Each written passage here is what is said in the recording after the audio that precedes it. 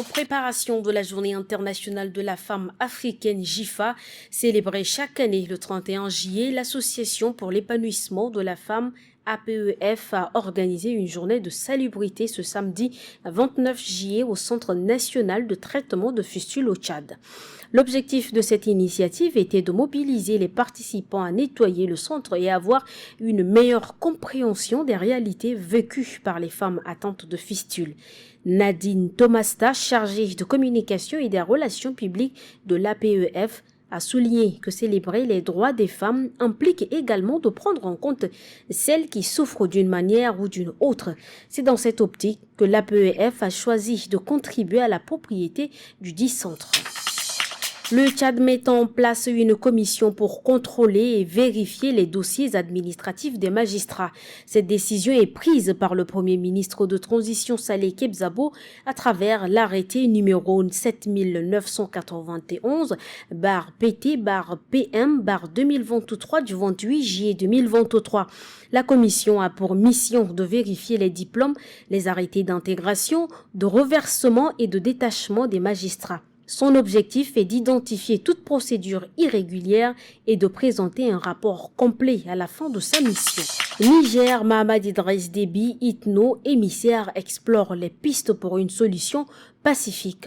Après sa visite à Abuja, le président Itno a poursuivi son déplacement en se rendant dans la République sœur du Niger qui traverse actuellement une crise politique majeure. À Niamey, la capitale du Niger, il a tenu des échanges approfondis avec les dirigeants du Conseil national pour la sauvegarde de la patrie, notamment le général Abdourahmane Tiani, le président Mohamed Bazoum et l'ancien président Mahamadou Issoufou. Toutes les rencontres ont été à huis clos et séparément.